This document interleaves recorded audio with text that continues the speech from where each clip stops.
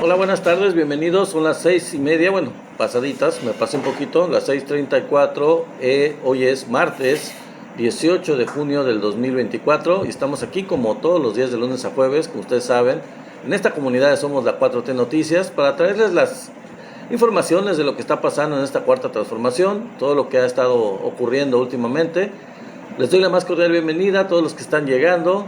User 1953, ¿cómo están? Apo, César Ambriz, bienvenidos todos los que vayan llegando, los que se vayan incorporando.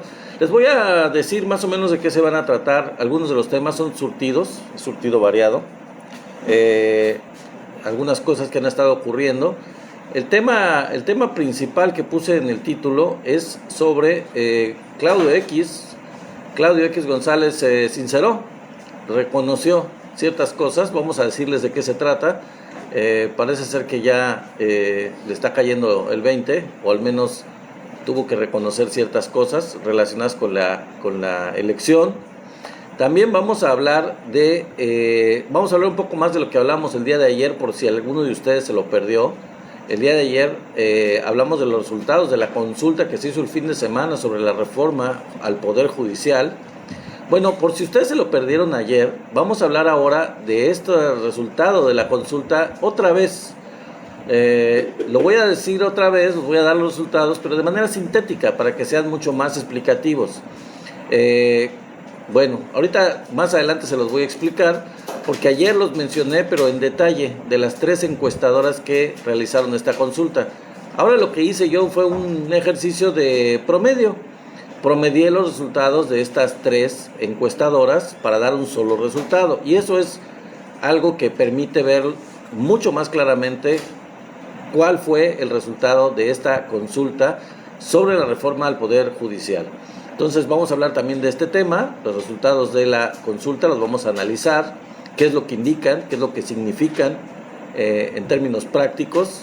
Por quienes no estuvieron el día de ayer, pregunta Elizabeth, pues ¿a quién encuestaron? Pues a 1,200 y cacho de personas en domicilio. Son encuestas a domicilio y se entrevistaron más o menos a 1,200. Ya voy a darles los datos un poco más adelante. Dice por ahí Ernesto Ibarra, creo que Claudio X está mintiendo.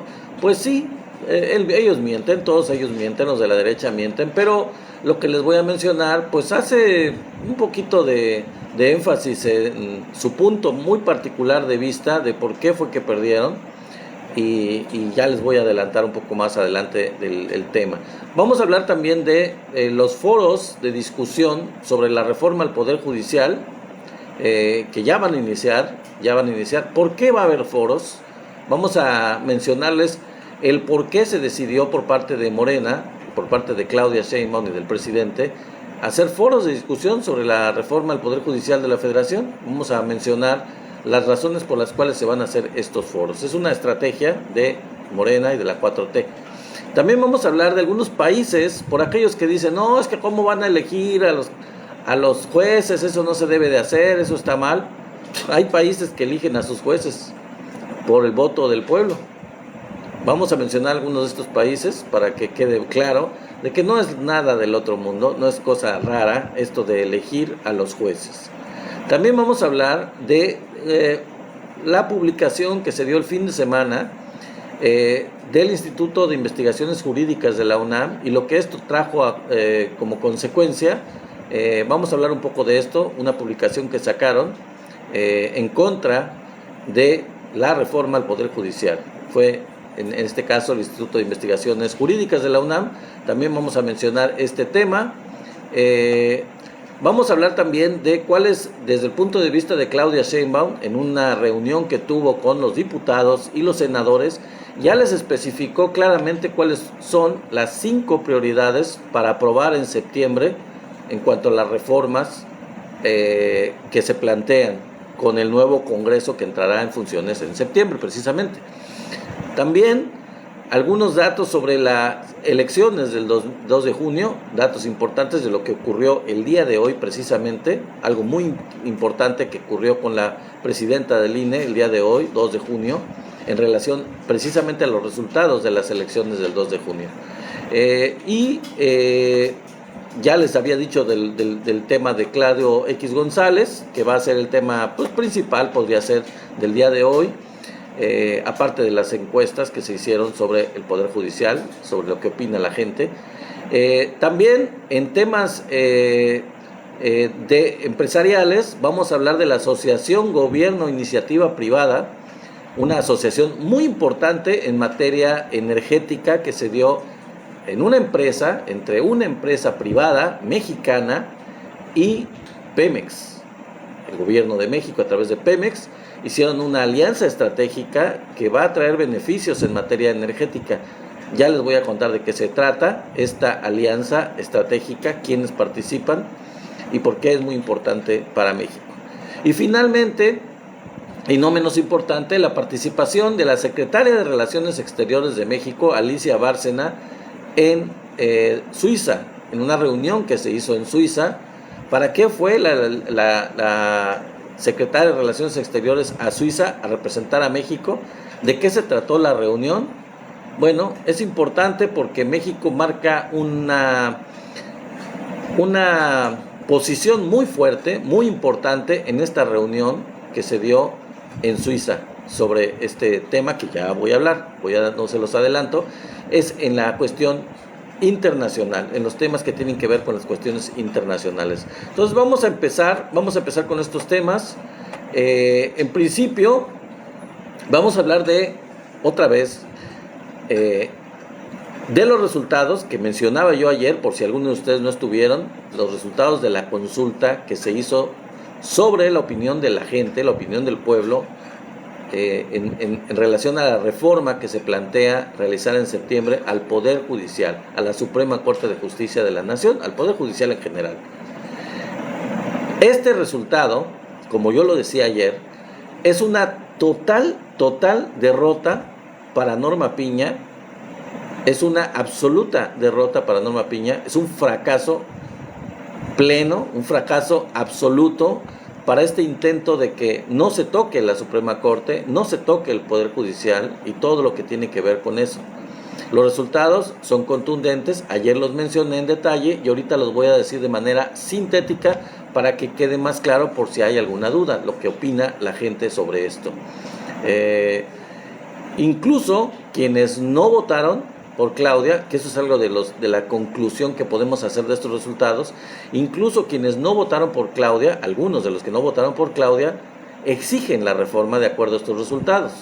Es decir, el porcentaje de la gente que quiere esta reforma supera el porcentaje que obtuvo Claudia Sheinbaum en las elecciones. Y por alguito, por 20, 25, 30%. Lo supera. Así que vamos a ver estos resultados en manera sintética para que nos demos cuenta de qué se trata. La verdad es que ¿qué es lo que trató de hacer la Suprema Corte? Fíjense, vamos a analizar. Lo que quiso la Suprema Corte con Norma Piña a la cabeza fue bloquear a la Cuarta Transformación desde que llegó Norma Piña y provocar de parte del gobierno una reacción autoritaria, para poderlo acusar, como lo han hecho todo el sexenio del presidente Andrés Manuel, acusar de autoritario, de dictatorial, de querer controlar el Poder Judicial, algo que no pudieron hacer porque el presidente Andrés Manuel no cayó en la trampa. Obviamente el presidente trató, como lo dije yo ayer, de decirles, cuando estaba Saldívar, el ministro Saldívar, de que ellos mismos en la Suprema Corte hicieran cambios, hicieran una renovación de la Suprema Corte de Justicia, hicieran cambios internos. No se pudo hacer porque el ministro Saldívar no tuvo el apoyo de los demás ministros de la Suprema Corte y no lo logró. Pero AMLO no quiso meterse de manera directa, como lo hizo en su momento el expresidente Zedillo, que intervino de manera directa, quitó a la Suprema Corte que había y la cambió por otra a su gusto. Bueno, AMLO no tuvo esta reacción autoritaria que ellos esperaban. La presidenta de la Corte, Norma Piña, esperaba que el presidente tuviera esta reacción autoritaria y entonces hacer lo mismo que le hicieron a Pedro Castillo en Perú. Como ustedes saben, y si no saben se los cuento, el presidente de Perú, Pedro Castillo, ante la negativa del Poder Judicial de su país de hacer cambios y ante la poca colaboración en relación al Poder Ejecutivo, pues quiso sobrepasar al Poder Judicial, meterse con el Poder Judicial, y entonces lo destituyeron. Y no solo eso, lo encarcelaron, lo acusaron, le hicieron un golpe de Estado, lo metieron a la cárcel por tratar de cumplir la voluntad de su pueblo, que era mayoritaria. Bueno, lo mismo le quisieron hacer al presidente Andrés Manuel, pero el presidente Andrés Manuel pues no cayó en la trampa. No cayó para nada en la trampa. Vamos a ver los resultados rápido para seguir en este tema. Bueno, la primera pregunta hace ver que en verdad la mayoría de la gente no está muy enterado de lo que consiste la Suprema Corte de Justicia, aunque como veremos en las siguientes preguntas, sí está de acuerdo con los cambios, con que se hagan cambios, con que se renueve la Suprema Corte de Justicia, pero, como dice esta pregunta, ¿estaba usted enterado de la reforma al Poder Judicial o de su contenido? 48% contestó que sí y 51.3% en promedio contestó que no. Quiere decir que una pequeña mayoría pues no estaba enterado de la reforma al Poder Judicial, lo cual pues es un dato importante porque pues no ha habido difusión, y esto justifica lo que voy a hablar un poco más adelante, el hecho de que haya foros para que la gente se entere. Pero de los que se enteran, de los que están enterados de esta reforma judicial, ¿cuál es la opinión? ¿Cuál es la opinión de ese 48%, casi la mitad de la gente? Bueno, la pregunta es, por ejemplo, ¿usted está de acuerdo en una reforma al Poder Judicial? El 80.3% dice que sí. El 80.3%, fíjense, más que los que votábamos por Claudia Sheinbaum, mucho más. Y el 13% solamente dice que no está de acuerdo con esta reforma al Poder Judicial. La otra pregunta es, ¿usted votaría a favor de reformar el Poder Judicial? ¿Usted votaría a favor? El 82.7%, casi 83% prácticamente, dijo que sí estaría a favor de reformar el Poder Judicial, lo cual coincide con la anterior pregunta, y solo el 11.3% dijo que no votaría a favor de la reforma al Poder Judicial. Bueno, continuemos. ¿Cuál es la percepción de la gente, del público, de los mexicanos, del pueblo como tal, sobre la corrupción en la Suprema Corte de Justicia? ¿Cuál es la percepción? Bueno, la gente que dice que todos son corruptos en la Suprema Corte de Justicia, que todos los jueces y los ministros y todos ellos son corruptos, y los magistrados, son el 17.3%. Que la mayoría son corruptos son el 40.7%. Que pocos son corruptos el 30.3%. Y que ninguno es corrupto solamente el 3.7%, casi 4%, 3.7%. Si hacemos un ejercicio con estos datos de conjuntar los que ven corrupción, serían los que piensan que todos son corruptos, más los que piensan que la mayoría de ellos son corruptos. Si sumamos los que piensan que la mayoría son corruptos y los que piensan que todos son corruptos, nos da un total de 58%. Que es la mayoría. Y en el caso de los que no ven corrupción, los mexicanos que no ven corrupción en el Poder Judicial, agruparíamos los que dicen que pocos y los que dicen que ninguno. Los que dicen pocos, si los sumamos con los que dicen que ningún juez, que ningún magistrado es corrupto, solamente representan el 34%. 34% que no ve corrupción contra 58% de los mexicanos que sí ve corrupción en el Poder Judicial. ¿Tan claro? Tan claro como es. Luego, la pregunta es, ¿cómo deben ser elegidos los ministros? Y aquí hay tres opciones: por elección del pueblo, por la Cámara de Senadores o por el Poder Judicial. Vamos a ver qué opina la gente. Por elección del pueblo opina el 72.7%, prácticamente 73%, prácticamente 73%. Por la Cámara de Senadores, el 21.3% solamente. Y por el Poder Judicial mismo, el 22%. Es decir, que una considerable mayoría piensa que deben de ser electos por el pueblo, por el voto directo del pueblo. El 73% de la gente, de los mexicanos, en esta encuesta dijo eso. La creación de un organismo independiente.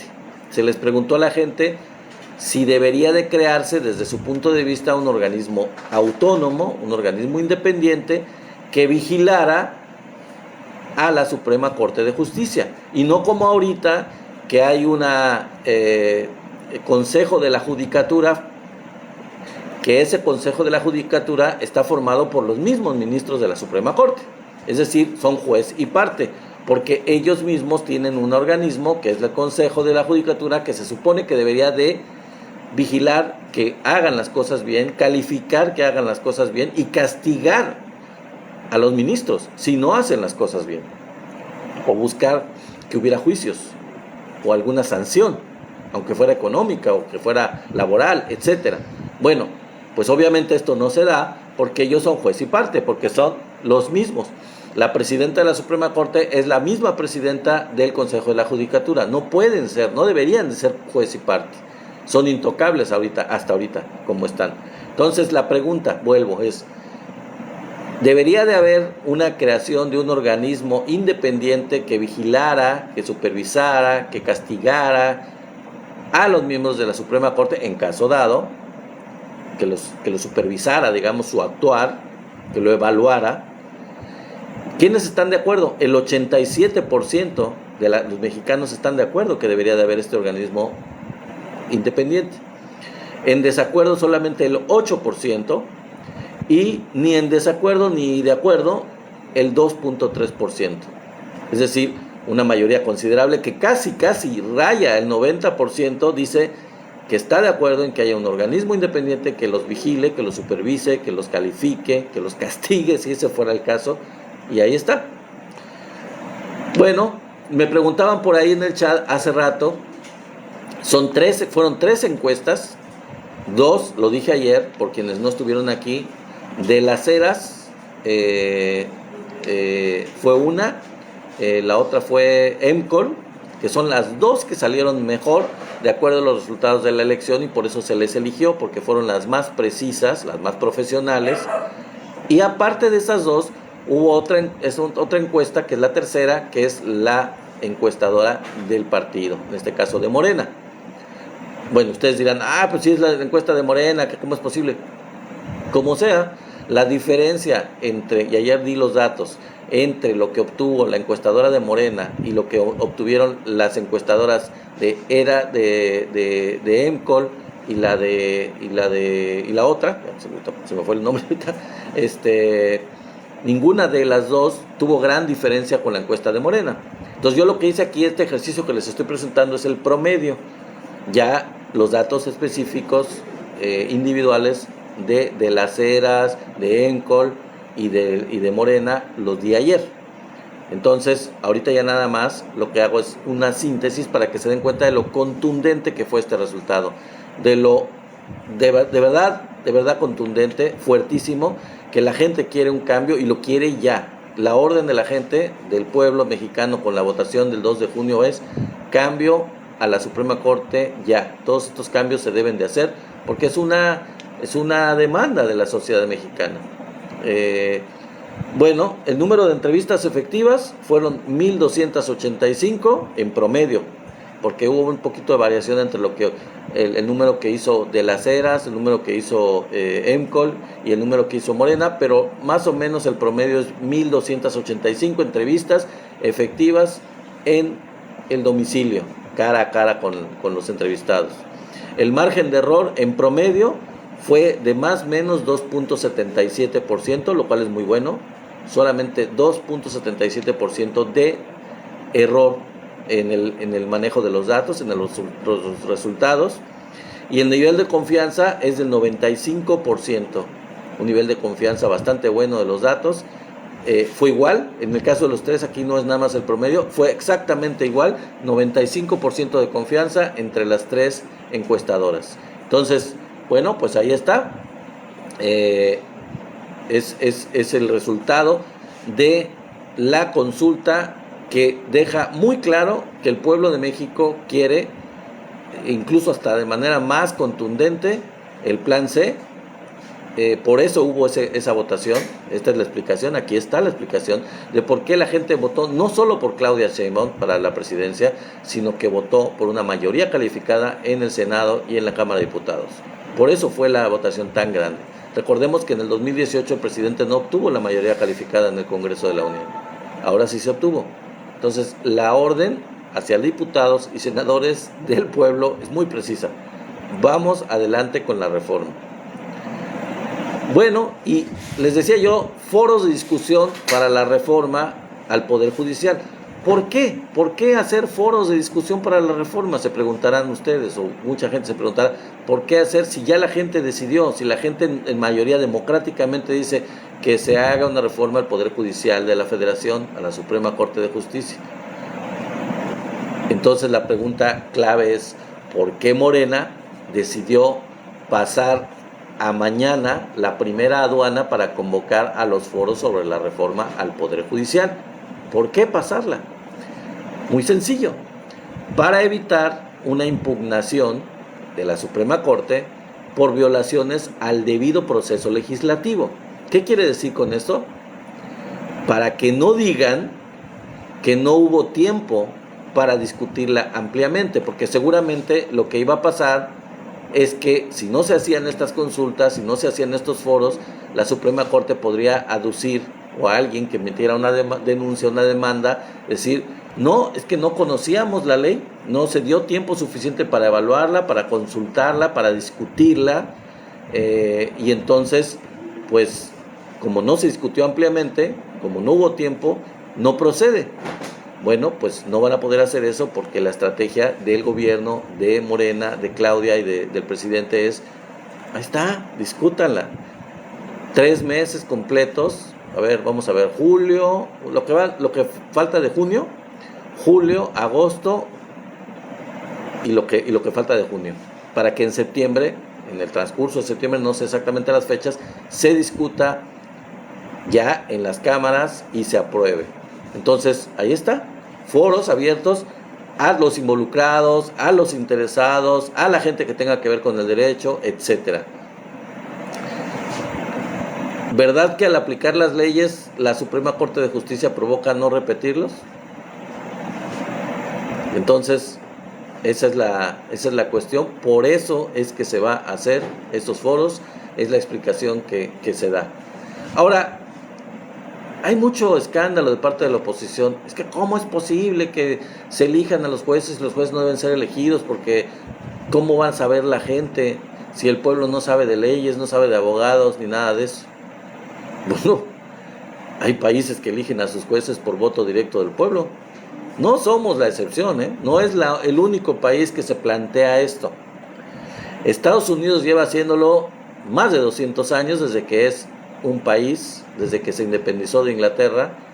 Estados Unidos, en los jueces locales, eso hay que aclararlo, en el caso de Estados Unidos particular, solamente es en los jueces a nivel estatal, a nivel municipal o como se le llame allá, de alcaldías o lo que sea. En todo ese contexto, desde el principio se eligen a los jueces por voto popular. No lo hacen con los de la Suprema Corte de Justicia, pero lo hacen a nivel local. Pero hay otros ejemplos también en donde sí se hace completamente, como en Japón o como en Suiza. Son ejemplos en donde el voto popular elige a los ministros, a los magistrados, a los jueces. O sea, ya se hace en países, en diferentes países. Estos son solo ejemplos, pero hay otros países que lo hacen. No tiene nada que ver el hecho de que la gente sepa de derecho o sean abogados para poderlos elegir. Porque si ese fuera el caso, pues entonces para elegir a diputados tendría que la gente no sabría, o senadores, o al presidente. Tendríamos que ser todos, ¿qué será? ¿Abogados? ¿O licenciados en política? ¿En ciencias políticas? ¿Para poder elegir al presidente? Obviamente no. Obviamente los ciudadanos pueden elegir al presidente, a sus autoridades locales, sin tener que tener una profesión relacionada con la administración pública o con la ciencia política. Lo mismo pasa con la Suprema Corte o con los jueces. Así que, ¿por qué el miedo? El miedo es porque van a perder los privilegios y porque la justicia la venden al mejor postor, que la compra a pesar de sus sobresueldos impresionantes que tienen. La justicia pues se vende al mejor postor, y obviamente el mejor postor son la gente rica, la gente millonaria, y la gente que no tiene dinero pues no puede defenderse. Muchas veces es la que está en la cárcel porque no tiene acceso a un abogado, no puede pagarlo, y tantas injusticias de las que ya hemos hablado en mucho detalle en todos los en vivos previos, en donde hemos hablado de precisamente este tipo de situación que hace que no exista justicia y que haya impunidad en México, gracias o por culpa básicamente de la Suprema Corte de Justicia. Bueno, ocurrió también el fin de semana, en otro tema también relacionado con esto, ocurrió el fin de semana que hubo una publicación que sacó el Instituto de Investigaciones Jurídicas de la UNAM. El Instituto de Investigaciones Jurídicas de la UNAM, digamos que es el lado fifí de la UNAM. O sea, son los intelectualoides de derecha agrupados en este Instituto de Investigaciones Jurídicas, que son completamente de derecha. Es como si dijéramos el Krause y el Aguilar Camín de la UNAM. O sea, este tipo de personajes sacaron un desplegado, sacaron una publicación en donde básicamente criticaron los 20 puntos de la propuesta de reforma que se plantea para el Poder Judicial. Adujeron muchas causales, muchas cuestiones legales, etcétera, que no se puede, que la gente, etcétera, que la gente no debe de intervenir en la votación, que no tienen condiciones, una serie de cosas. Bueno, se creó toda una situación con esto, porque los medios de comunicación, como siempre, chayoteros, manipularon esta nota diciendo que la UNAM estaba en contra de la reforma. Como tal, la Universidad Nacional Autónoma de México estaba en contra de la reforma al Poder Judicial. Y como consecuencia, pues la UNAM sacó un desplegado deslindándose completamente de la publicación y diciendo que no comparte esta opinión del Instituto de Investigaciones Jurídicas, que solamente es de ese Instituto de Investigaciones Jurídicas y que no representa la visión y la opinión de la institución como tal, de la UNAM. Lo cual, a pesar de lo que ha estado diciendo el presidente en numerosas ocasiones, nos deja una sensación de alivio, porque esto indica que pues no, la UNAM como tal no es que se haya derechizado totalmente o que esté completamente vuelta neoliberal, sino que hay un sector dentro de la UNAM, por supuesto, como el Instituto de Investigaciones Jurídicas, que está, digamos, copado por la derecha, está manipulado, está totalmente, digamos, cooptado por la derecha, pero hay una buena parte de la UNAM que sigue con su visión de izquierda, que hay profesores, que hay estudiantes, que sigue en la UNAM arraigado el sentimiento de izquierda que lo ha caracterizado desde los años 60, precisamente desde el movimiento estudiantil de 68, y eso es algo bueno, es algo que recupera un poco la fe y la confianza en esta institución tan importante para los mexicanos que es la UNAM, porque pues algunos ya habíamos pensado quizás de manera equivocada, pues ya los perdimos, ¿no? Ya los perdimos, se volvió fifí la Universidad Nacional Autónoma de México, una institución pública, imagínense nada más. Pues no es así, no es para nada así. La UNAM aclaró entonces, como les digo, que no es el punto de vista de toda la casa de estudios, sino solamente y exclusivamente del Instituto de Investigaciones Jurídicas de esa casa de estudios. En una reunión, pasando a otro tema, también relacionado con la Suprema Corte, nos salimos un poco del tema, pero temas adyacentes y añadidos al tema de la reforma al Poder Judicial, hay otras reformas que se plantean, y en una reunión que tuvo la virtual presidenta electa, Claudia Sheinbaum, con los diputados y con los senadores de Morena y de los partidos aliados, del Partido Verde y del Partido del Trabajo, presentó lo que desde su punto de vista son las 5 prioridades para aprobar en septiembre de este mismo año en el Congreso de la Unión como reformas importantes, reformas planteadas que son para ella importantes para empezar, digamos, para abrir boca, ¿no? Para empezar con las reformas que se plantean que son importantes. Obviamente una de ellas es la reforma al Poder Judicial de la Federación, pero hay otras 5. Hay otras 5 que son las siguientes. Una, el reconocimiento y el respeto a los pueblos indígenas y afromexicanos. Hay que reconocer que los indígenas son, no me acuerdo, son más de 10 o 20, 15 millones de mexicanos que se consideran de los pueblos originarios, aunque hay mestizos y todo eso, y pueblos, no está muy claro el dato de cuántos son, pero afromexicanos pues son 2 millones de mexicanos que se consideran específicamente afromexicanos.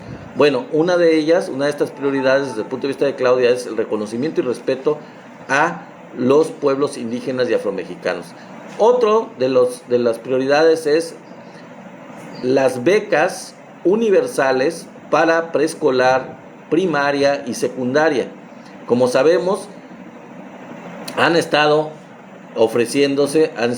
proporcionándose por parte del gobierno de la 4T, del presidente Andrés Manuel, becas para la universidad y para la preparatoria. Los estudiantes de preparatoria y de universidad han estado recibiendo beca universal. Esto ya debe de ser un derecho, ya debe estar en la Constitución completamente, y lo que Claudia plantea es que quede específicamente ya en la ley las becas universales para la preescolar, para primaria y secundaria, para lo que ella hizo en la Ciudad de México, que ella estuvo otorgando esas becas para garantizar que los niños más chicos, más pequeños, tuvieran condiciones, recibieran financiamiento, recibieran un apoyo, una ayuda, para que no abandonaran la escuela en una etapa más inicial de sus estudios, de su vida educativa. Entonces, esa es otra de las 5 prioridades. Otra es la reforma a la ley del ISSSTE para recuperar precisamente las pensiones del ISSSTE. Es esta reforma de ley que se plantea, que también es prioridad de Claudia Sheinbaum. La otra que plantea Claudia, que es muy importante, es la no reelección. Recordemos que una de las luchas de la revolución de Francisco I. Madero fue sufragio efectivo, no reelección. Y obviamente esto sí se ha estado cumpliendo desde el punto de vista de que cuando llegó el PRI al gobierno por primera vez, pues ya no hubo reelección del presidente de México, hubo periodos de 6 años, pero esto no es exclusivo. Esto no es exclusivo del presidente, o no debe ser exclusivo de la presidencia de México. Ya se había estado, en estos últimos 6 años, había estado funcionando la reelección de diputados, la reelección de autoridades, por ejemplo, presidentes municipales y otro tipo de autoridades, pero pues esto se quitaría ya con las nuevas leyes que se plantean, y la plantea la presidenta electa, es eliminar la reelección de cualquier tipo. Ya no se debe de tener reelección, porque ese es el espíritu del movimiento revolucionario de 1910. Una de las cosas es precisamente la no reelección, que haya elecciones cada vez en los periodos que deba de haber, y que haya cambio de las autoridades cuando se hacen las elecciones. Otra y la última de estas 5 prioridades que plantea Claudia es la pensión para mujeres de 60 a 64 años. Es una medida muy importante, feminista, para poder apoyar a las madres en esta etapa anterior a los 65 años, para que tengan un apoyo desde antes de llegar a esa mayoría de edad, esa tercera edad de 65 años, para que desde los 60 reciban un apoyo, una pensión que les ayude a pasar tiempo tranquilas, descansando con su familia, con sus hijos, con sus nietos, y reciban un apoyo desde esa edad, ya no hasta los 65, sino desde los 60. Esa es la última de las 5 prioridades que se plantean, independientemente de que vendrán muchos cambios. Acordémonos que pues, se va a tener la mayoría en el Congreso de la Unión, así que las reformas vendrán y vendrán más, pero estas serían las 5 prioridades en septiembre próximo, así que hay que estar pendientes. Bueno, les decía yo antes de empezar el video, el en vivo, que sobre las elecciones del 2 de junio ocurrió algo importante el día de hoy. La presidenta del INE, Guadalupe Tadei, dio a conocer o entregó la constancia de mayoría para la Cámara de Diputados. Ya es un hecho, se entregó la mayoría y ya quedó finiquitado lo que fue la elección de diputados del Congreso de la Unión. Ya se otorgó la mayoría, la constancia de mayoría, quedó la mayoría calificada para Morena y sus aliados, sobrada además, y mañana se espera que dé la presidenta del INE la de la Cámara de Senadores. Entonces ya mañana nos enteraremos, aquí les traeré la información de cómo quedó finalmente la Cámara de Senadores, cuántos senadores faltaron para obtener la mayoría calificada a Morena, si les faltó 1 o les faltó 2, que parece ser que eso es lo que está en veremos, que está en duda, pero lo más probable es que sean 1 o 2 senadores nada más. Pero ya lo veremos mañana. Oficialmente les dará la constancia de mayoría en la Cámara de Senadores y ya quedará con esto finiquitada lo que es la elección para el Congreso de la Unión, ya con resultados oficiales, con constancias de mayoría, el día de mañana en la Cámara de Senadores, el día de hoy en la Cámara de Diputados. Bueno, ahora vamos a hablar del tema que les había yo dicho de Claudio X González, que puse el título para este en vivo. Resulta que Claudio X González tuvo una reunión con una de sus asociaciones civiles, supuestamente, en Atizapán de Zaragoza, en el Estado de México. Ahí se reunió con gente de de los grupos de asociación civil que representa, y en esa reunión Claudio X González reconoció algo muy importante. Ya lo había hecho Xóchitl Gálvez, ya lo había estado diciendo, pero ahora fue Claudio X González que reconoció que Xóchitl no iba a ganar y que él lo sabía, que a él le había quedado claro. Obviamente no lo podía decir en la elección, antes de la elección, en el proceso de la campaña, pues no podía decirlo, pero él ya sabía que ella no iba a ganar, ya lo reconoció delante de sus propias huestes. Pero al menos decía él, o dice él en esa reunión, que el propósito de él, era que Xóchitl les ayudara a ganar más representación, y eso sí esperaban tener, que Xóchitl, con la candidatura de Xóchitl, tuvieran ellos una mayor representación en el Congreso, para tener una mayor representatividad, que fueran más competitivos en el Congreso, para evitar que Morena tuviera la mayoría en el Congreso de la Unión. Obviamente, pues, no solo no lo lograron, sino que lograron todo lo contrario, porque prácticamente le entregaron a Morena en charola de plata la mayoría calificada del Congreso de la Unión, de la Cámara de Diputados y la Cámara de Senadores. Entonces fue un fracaso absoluto, un fracaso total. Y dice Claudio X González en esta reunión que no pretende separarse del PAN y del PRI. No quiere ahorita en este momento decir que se va a separar, no tiene ninguna intención de separarse o separar los intereses de la Marea Rosa, del grupo que él dirige, de estas ONGs que supuestamente son ONGs, que son asociaciones civiles, pero que en realidad sabemos que tienen un carácter político y que están unidas con este fin. pues dice que no quiere separarse del PRI y del PAN, porque son necesarios el PRI y el PAN, según él, para él son necesarios. De hecho, dice que quiere unir a Movimiento Ciudadano en adelante, quiere juntar otra vez, no solo al PRI y al PAN, sino a Movimiento Ciudadano. De hecho, él reconoce, él dice en esta reunión que él trató por todos los medios de unirlos, de unir a los 4 partidos, de que el propósito era no solo los 3 partidos, sino los 4 partidos. Pero pues no lo pudo hacer, no lo logró hacer.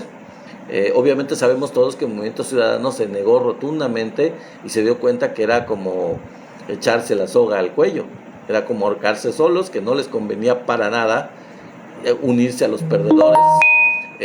Obviamente no tenía ninguna razón, ningún beneficio posible para Movimiento Ciudadano, y entonces pues no lo hizo. Pero ese era el plan de Claudio X González. El plan supuestamente era unir a estos partidos, unir a Movimiento Ciudadano con los otros, supuestamente para poder ganar. Sabemos por los resultados de la elección del 2 de junio que ni unidos hubieran podido ganar. De acuerdo a lo que obtuvieron, incluso uniendo a Movimiento Ciudadano, a los votos que obtuvo con los del PRIAN-RD, no le hubieran llegado ni cerca a Claudia Sheinbaum. Definitivamente la diferencia fue abismal, fue grandísima. Y bueno, pero bueno, reconoce también en esta reunión que tuvo Claudio X González que subestimaron al presidente Andrés Manuel, que subestimaron a la capacidad de transmitir el mensaje que quiso transmitir el presidente, en relación a que la unión de los 3 partidos y la representación de Xóchitl Gálvez era precisamente el PRIAN-RD.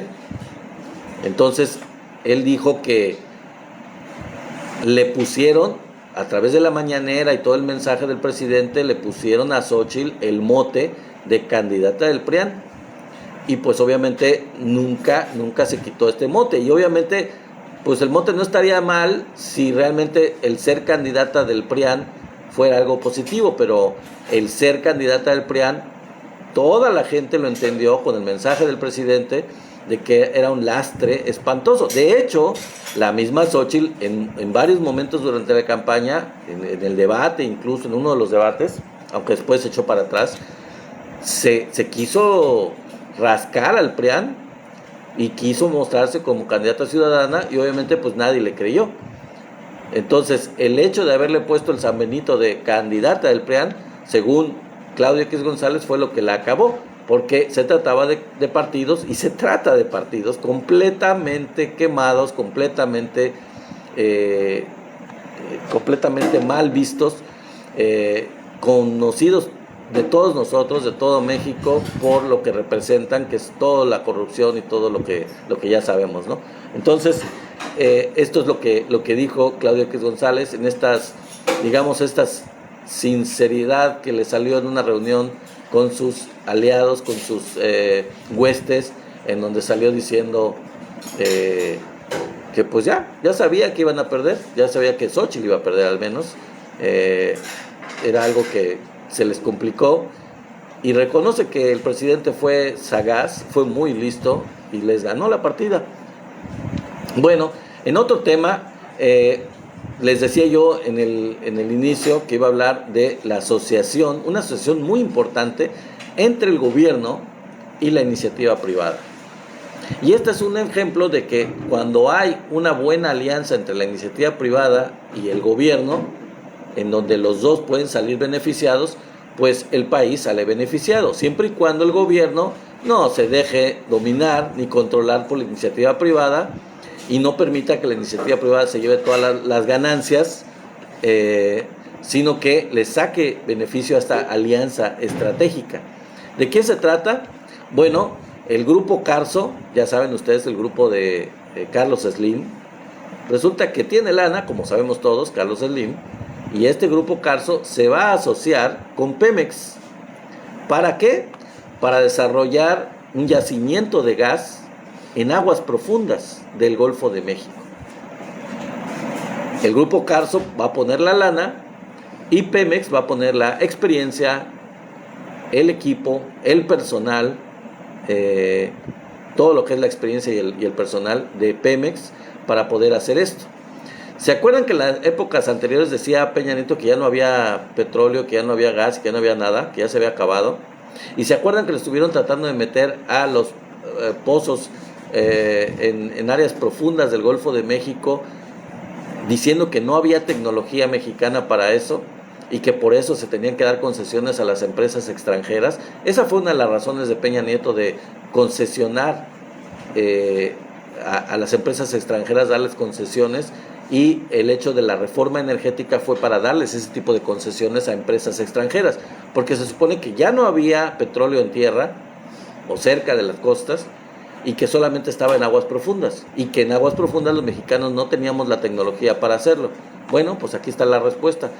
Sí existe la tecnología, sí existe la experiencia, sí existe el personal, y pues si faltaba financiamiento, pues ahí está el Grupo Carso que puede poner el financiamiento, y es un grupo mexicano, es una empresa mexicana en donde van a hacer esta alianza estratégica para poder aprovechar el gas del yacimiento, de un yacimiento de aguas profundas. Ya no me acuerdo cómo se llama el nombre, creo que está en Campeche, pero ahorita se me fue el nombre, no lo tengo a la mano. Pero bueno, esto es algo importante porque tira por tierra todas estas teorías de conspiración que tenían los gobiernos anteriores de no, es que ya se nos acabó la gallina de los huevos de oro, ya no hay petróleo, ya no. Decían que no había, por ejemplo, en aguas someras o en tierra, y que por eso tenían que buscarlo en aguas profundas, pero que no había la tecnología para buscarlo en aguas profundas. Bueno, dos mentiras. Uno, sí hay en aguas someras, porque se ha estado sacando, descubriendo pozos, y se han estado explotando pozos en aguas someras y en tierra, y se han descubierto yacimientos. Entonces esa es una mentira. Y la otra, que no había la tecnología para aguas profundas. Pues sí hay, solamente hay que buscar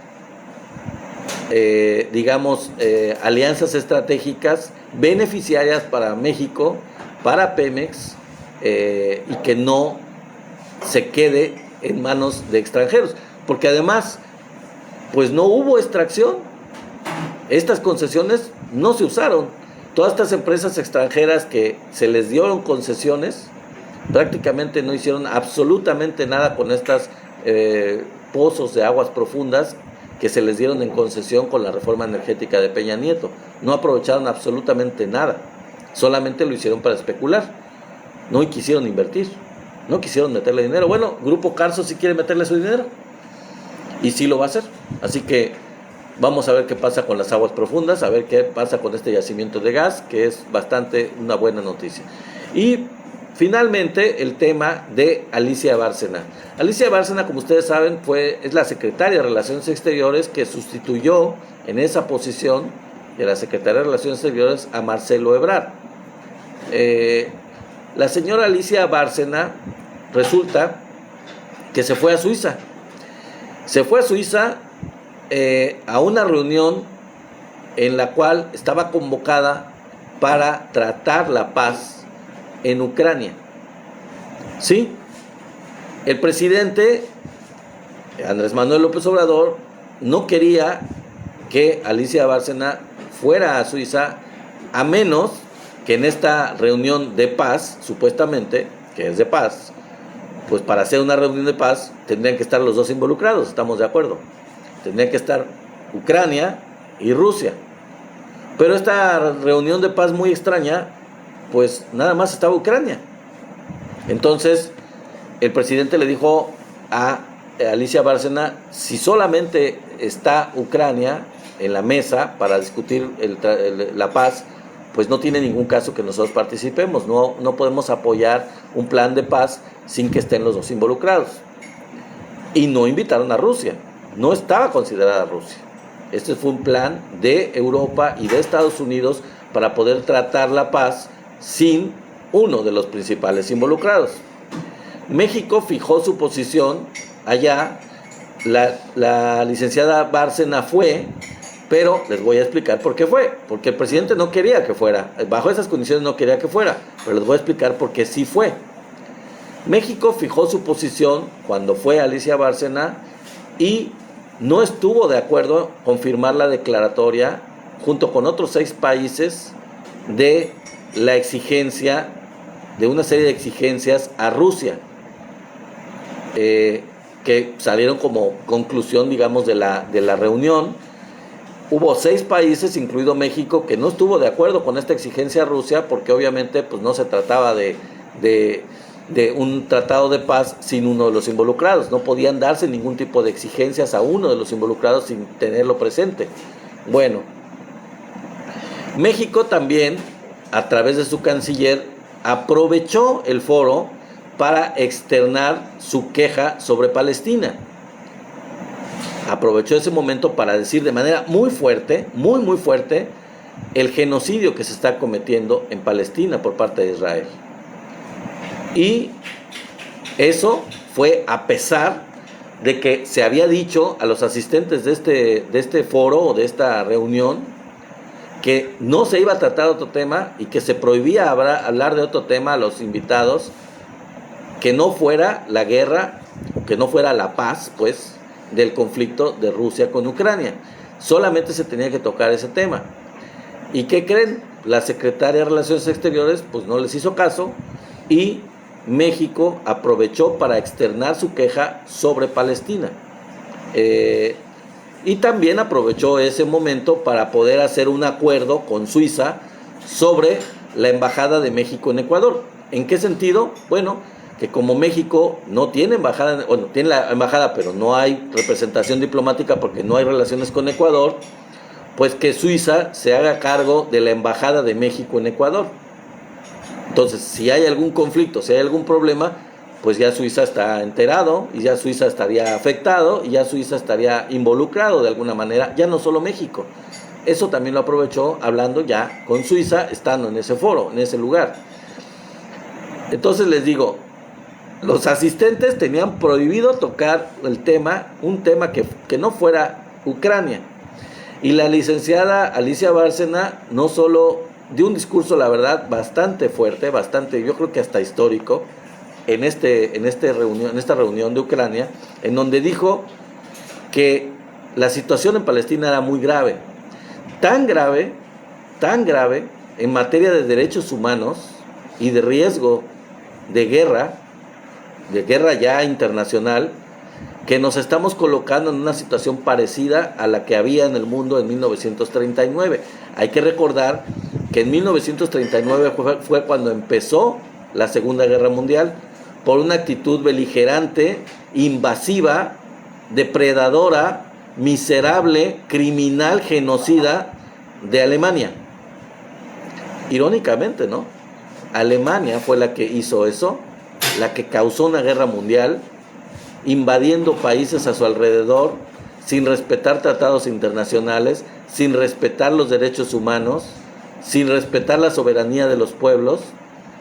Y ahora, una de sus víctimas, que fue el pueblo judío, que ahora tiene un estado que se llama Israel, que fue otorgado precisamente porque ellos sufrieron el acoso, la persecución y el genocidio en la Segunda Guerra Mundial, les otorgaron un estado que se llama Israel, y ese estado, Israel, está haciendo algo parecido, está cometiendo un genocidio con los palestinos en su propio territorio, como lo hizo Alemania con los judíos en toda la Europa que invadió. En Polonia, en los países de la Bielorrusia, todos los países que invadió de la Unión Soviética, en Checoslovaquia, en Francia, en Bélgica, en Holanda, en todos los países que invadió, hizo una persecución y un asesinato y una limpieza étnica de judíos que causó millones de muertes. Y esto fue lo que dijo Alicia Bárcena en Suiza. Y es algo, la verdad, bastante radical, bastante fuerte, una posición muy firme de México, que no le importó que les hubieran dado la orden de que no hablaran de esos temas, de que nada más hablaran de la guerra de Ucrania, obviamente sin haber invitado a uno de los que estaban involucrados, que es precisamente Rusia. Y es increíble, es inaudito que se hable de una reunión de paz entre dos países cuando solamente se invita a uno de ellos. En fin, Eh, Esa es la posición de México, bastante inteligente, bastante sensata, poniendo siempre el derecho internacional, la solución pacífica de los conflictos como puntos medulares en las relaciones internacionales y poniendo el ejemplo, porque México tiene una gran tradición de eh, guiar las relaciones internacionales basada en los principios que tenemos y que nos han caracterizado a lo largo de la historia, que son principios muy fuertes del respeto al derecho ajeno, que obviamente es la paz, como lo dijo Benito Juárez, que fue el precursor, el que inició con toda esta tradición diplomática mexicana. Entre los individuos como entre las naciones, el respeto al derecho ajeno es la paz. Y entre las naciones es muy importante que no existan imposiciones, que no existan intervenciones y que se respete todo ese tipo de cuestiones, que se busque la solución pacífica de las controversias, de los conflictos y todo ese tipo de cuestiones. Dice Paola, si el presidente había prohibido asistir a esas cumbres, pero creo que aprovechó para afianzar con...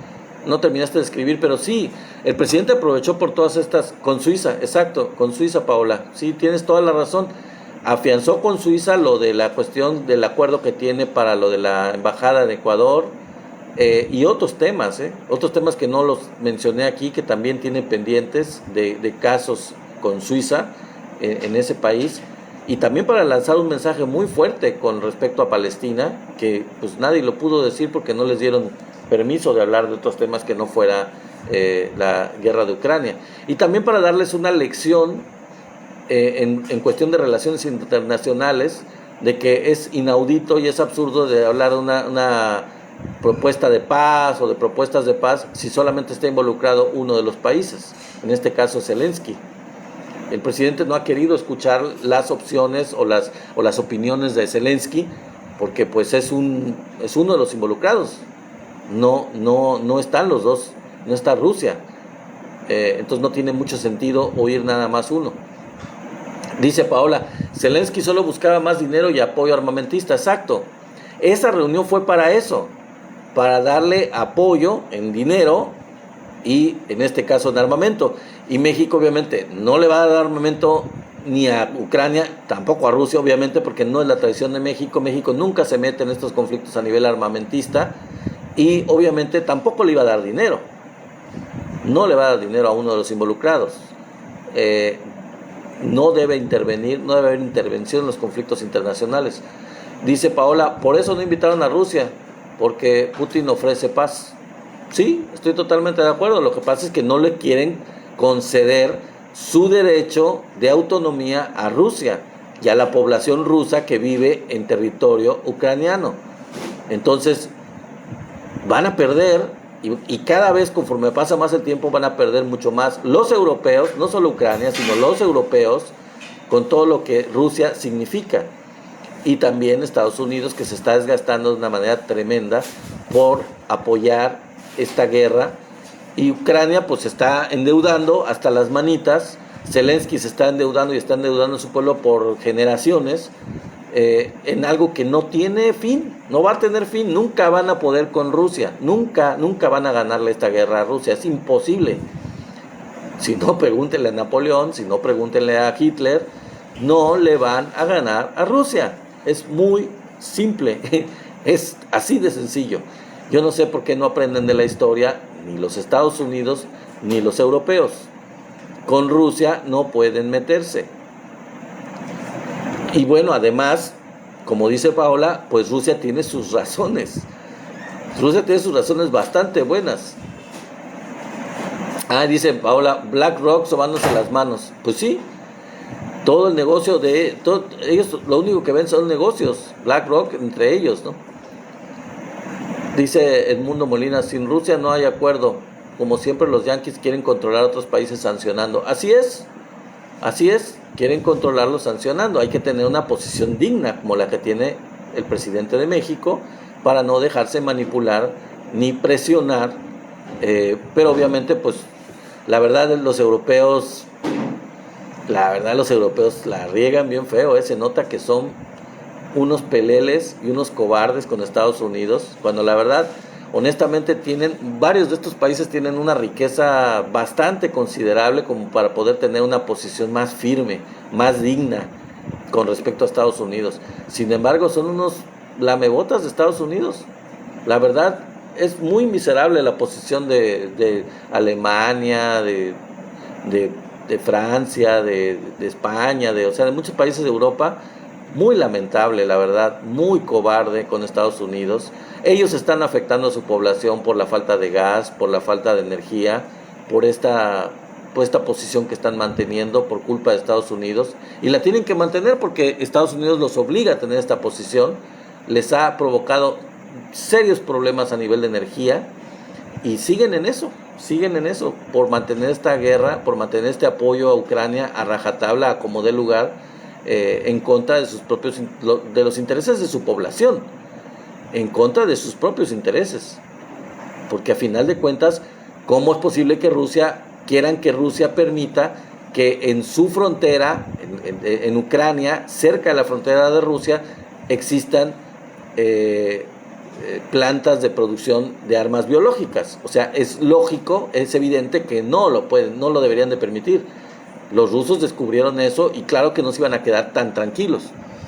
Dice Paola, los gobiernos diciéndoles a sus ciudadanos prepárense para la guerra y la gente hasta cree.